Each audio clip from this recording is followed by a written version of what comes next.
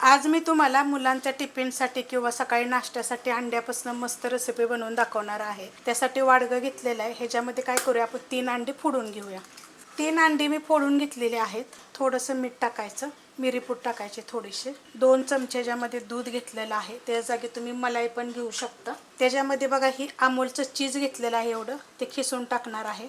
त्याच्यामध्ये टाकणार आहे बघा एवढा बटर, म्हणजे 1 चमचा टाकायचं, वितळून घेतलं तरी पण चालू शकतं, असंच टाकलं तरी पण चालू शकतं। तर हे चांगलं एकजीव करून घ्यायचं।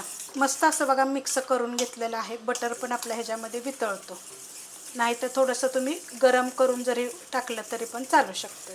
चांगलं मिक्स करायचं, असं एकजीव झालं पाहिजे पूर्ण सगळं। असं तवा मी गरम करत ठेवलेला आहे, त्याच्यावर एवढंसं मी बटरच घेतलेलं आहे वितळून। तेल जरी घेतलं तरी चालू शकते, तूप थोडंसं वापरलं तरी पण चालेल। गरम होऊन देऊया, असं हलवून वतायचं।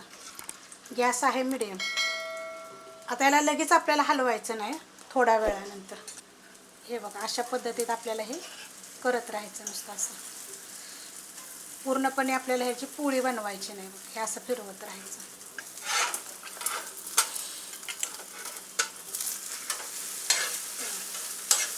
असं हलवून हलवून पलटी केलेलं आहे।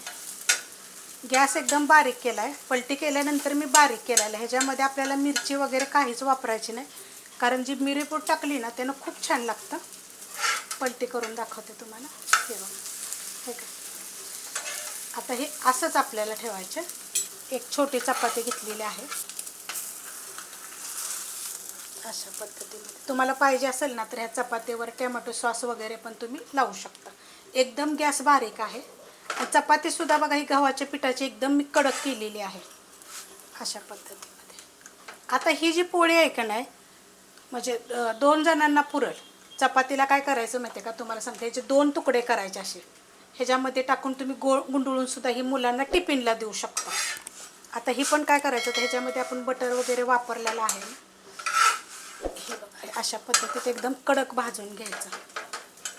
आणि असंच ह्याच्यावर काय करायचं माहिती आहे का, टिफिनला देताना एका साईडला थोडंसं टोमॅटो सॉस द्यायचा, नाहीतर पहिल्याच चपातीला तुम्ही असं लावून जरी दिलं तरी पण चालू शकते नाश्त्यासाठी। किंवा तुम्ही पावामध्ये सुद्धा हे जे मग 3 तुकडे करून सुद्धा तुम्ही पावामध्ये पण घालून नाश्त्यासाठी सकाळी देऊ शकता। खूप छान लागतं बरं का, एकदा असं करून बघा तुम्ही। तुम्हाला ही रेसिपी कशी वाटली मला जरा कमेंट करून सांगा। रेसिपी आवडली तर लाईक करा, सबस्क्राईब करा, कमेंट करा आणि शेअर बी करा।